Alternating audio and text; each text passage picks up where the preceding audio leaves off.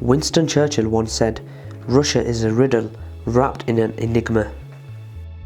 Today, Western nations still have trouble understanding Russia, although the reasons are different to the past. The Soviet Union was difficult to understand because so little information was available.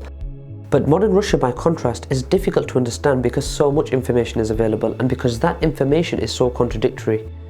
Russia is difficult to read because Russia is simultaneously very strong and extremely weak. I'm Kasim, this is KJ Vids, and in this video we will look at Russia and Putin's grand vision.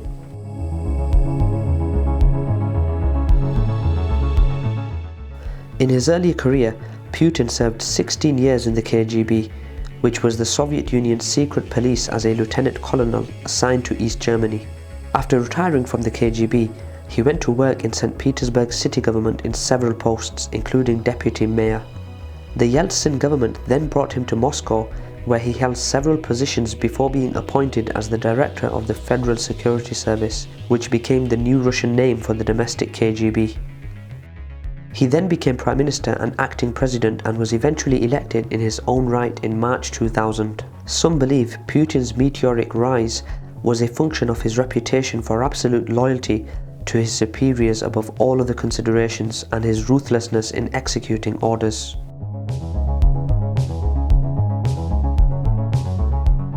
When Boris Yeltsin named Vladimir Putin acting president in December 1999, many in the Western capitals hurriedly attempted to determine who he was and how he rose in 3 years from being an obscure municipal official to acting president of Russia. Much of the initial Western perception of Vladimir Putin was based on his early years as president, when he was thought to be an economic reformer who sought to bring Russia into the liberal international economic order. For the first 6 years of Putin's presidency, Russia was treated as a great power and was one of the selected countries included in G8 meetings.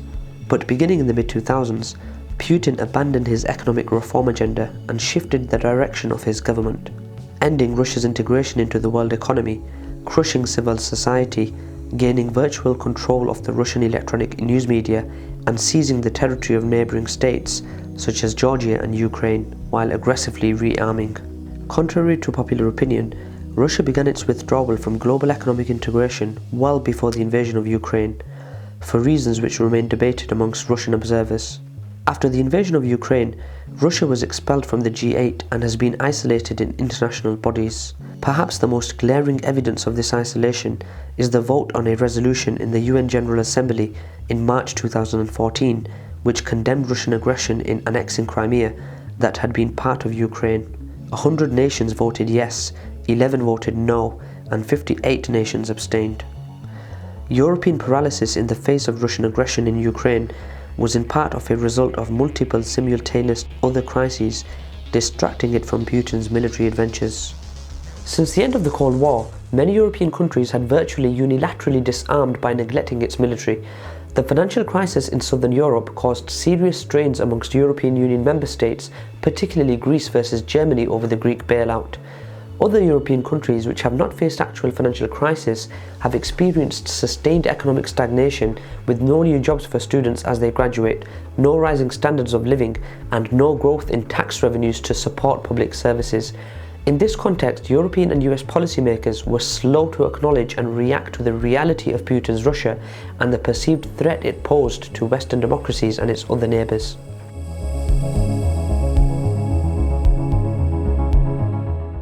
John Mearsheimer, the international relations scholar, argues Russia's aggressiveness towards its neighbours stems from Western efforts to extend NATO membership to former members of the Soviet bloc in Eastern Europe and the Balkans. According to this view, traditional national interest drives Russia's behaviour, and NATO extension has been seen by Putin as a threat to Russia's vital national security interests. As a result, he is responding to that perceived threat through aggressive ultranationalist ideology and confrontation with the West.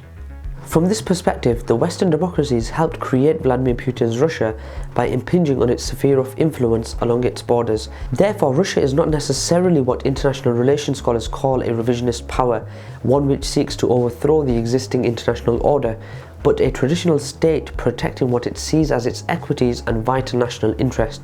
Other analysts, such as Anne Applebaum, argue Putin's policies are not part of a grand strategy, but are evidence of an improvised foreign policy. Thus, Russia's aggression in Georgia, Ukraine, Syria, and its threats to the Baltic states may not be seen as a carefully designed and executed strategy of conquest, but as symptomatic of Putin's ad hoc opportunistic foreign policy. He probes for Western weaknesses, irresolution, and indecision, and then if there is no resistance, he intervenes to extend Russia's reach by absorbing more territory. But the limitation of these views is that they ignore what we know of the mindset in the Kremlin, the worldwide reach of Russian cyber warfare and black operations, and the grievances which Putin himself has expressed multiple times against the Western democracies. These grievances are rooted amongst other factors in his personal experience in East Germany. He and other mid-level operatives were traumatized as the USSR and its satellite communist states in Eastern Europe and Central Asia collapsed in 1990 and 1991. The population of the Soviet Union shrank by more than 50% from 290 million to 142 million people in a matter of months. The borders of the Russia state Vladimir Putin inherited resembled Russia before the reign of Catherine the Great in the second half of the 18th century, rather than Russia of the 19th and 20th century Tsarist or communist. Russia's Warsaw Pact occupied allies in Central and Eastern Europe, threw off Soviet control in a chain of uprisings which swept across the region in a little more than a year. Most of these states eventually joined the NATO alliance and the European Union as newly independent, democratic capitalist nations. Vladimir Putin and fellow KGB operatives watched with horror as their world disappeared almost overnight. They destroyed their police files in East Germany and fled the country. In his memoirs, Putin wrote that the collapse of the Soviet Union was the greatest geostrategic catastrophe of the 20th century.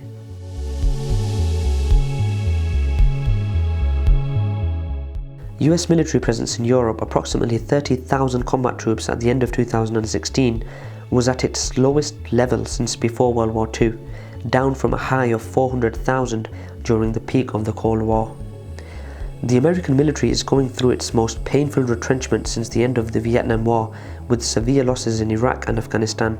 Meanwhile, the European countries' military forces have scaled back to such a degree that they have undertaken virtual unilateral disarmament.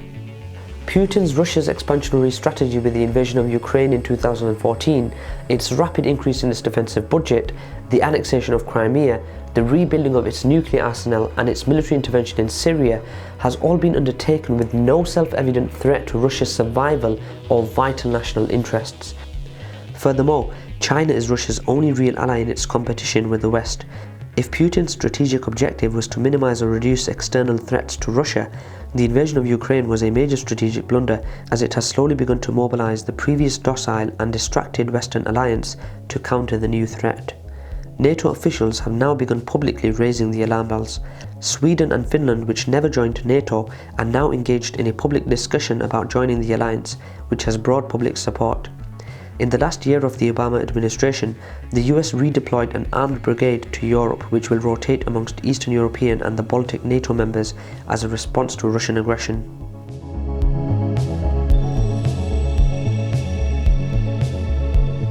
Putin has sought to return Russia by great power status by weakening other competing powers or annexing neighbouring states, rather than risking reforms that could be destabilizing in the short term but would strengthen Russia as a nation-state over the long term. In 2015, Moscow released the Russian National Security Strategy, NSS, a document on the country's priorities, interests and threats. The new NSS reflects a deliberate effort to support domestic health and education policy while promising renewed interest in Central Asia and relations with China. According to Andy Atkin, an assistant professor of national security studies, Russian foreign policy initiatives in recent years presents a clear picture of his goals. Specifically, Russia's grand strategy targets three elements. The first is to create a new, more favourable balance of power in the international system. According to the 2015 NSS document, the Russian state harbours no clear aspiration to become a global powerhouse. Instead, Russia hopes to reorder the current Western-orientated international system. The Russian goal is to see other powerful actors respect the interests of the Russian state, instead of seeing Russian goals as contradictory to the central order. To this end, the 2015 Russian National Security Strategy consistently refers to creating and supporting a polycentric international order, one which makes the Russian state a partner equal to the United States, the European Union and China. Diminishing the international reach and impact of Western institutions is central to the creation of this polycentric world. This means challenging the resolve of NATO, celebrating EU discord, and attempting to manipulate the US and French electoral processes, all moves that can knock the liberal international order off its centre of gravity. The partnership between Russia and China, while still tenuous, continues to frustrate the Bretton Woods global financial system that emerged after World War II. It's important to understand that Moscow benefits when Western security, political and economic institutions are operating in uncertainty. This creates political space for Russia and emboldens their attitude towards the West. The second is broadening access to new markets for funding and exports. Russia is attempting to create cash inflows to the state treasury by accessing export markets for weapon systems and oil and gas. A short-term goal is reducing or eliminating economic sanctions imposed on the Russian state, major Russian financial companies, and high-ranking Russian officials following the 2014 annexation of Crimea. The sanctions, combined with low oil and gas prices, successfully delivered a blow to the Putin regime and to many exporting firms within Russia. As long as these sanctions remain, efforts to expand the markets for Russian gas, oil and weapon exports are impeded. Russia's third goal is to actively exert influence in the former Soviet region. The Russian state seeks to shape the foreign policies of neighbouring states and heavily influences their governing coalitions. A policy announced by Putin in March 2014, shortly after the annexation of Crimea, sets out to defend Russian populations abroad. Russia is trying to reconstruct the historic Russian sphere of influence through annexation of parts of neighbouring states and the projection of Russian power to other regions in the world. This even includes the Middle East and Afghanistan. In July 2017, there were reports that the Russians were even arming the Taliban in Afghanistan.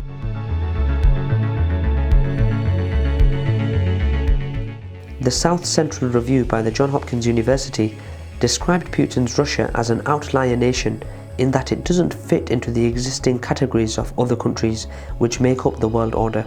Many of its unique characteristics are weaknesses, not strengths. Russia is not an advanced democratic capitalist state, nor does it have much in common with Brazil, India or China.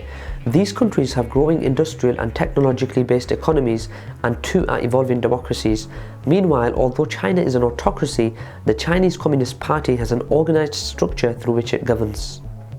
Putin, however, rules without any functioning party system, Politburo or Central Committee. Although he is certainly the most powerful Russian leader since Joseph Stalin, he does not exercise anywhere near the same level of control over Russian society as Stalin did. Brazil, India and China are all experiencing aggressive and very public anti-corruption campaigns.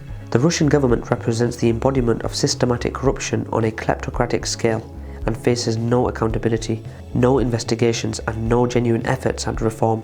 Putin loses power and a reform-minded government succeeds him. His circle of KGB agents and the oligarchs who run the country could end up in jail or worse for looting the Russian economy. The review argues that it is the Russian people who Putin most fears, and therefore ensuring his own survival may be driving his aggressive external behaviour, which has played on the Russian people's nationalist impulses to boost his popularity.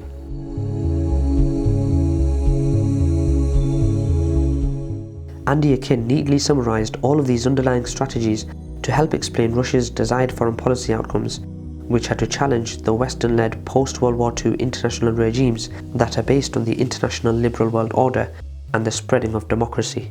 Instead, the Russian government is aggressively pursuing a return to a state-centric international order with an emphasis on realpolitik, when countries operate according to their needs and perceived opportunities rather than according to convictions or principles about foreign policy.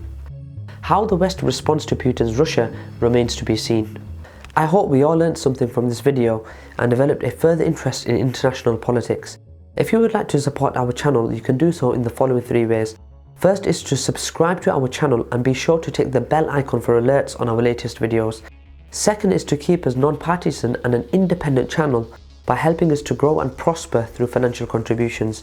You can join our monthly Patreon account or make a one-off donation to our crowdfunding platform on fundmypage.com. Finally is to engage with our videos by sharing your opinions in the comments below. We love to hear from you and we do read every single comment. Thanks for watching again and see you next time.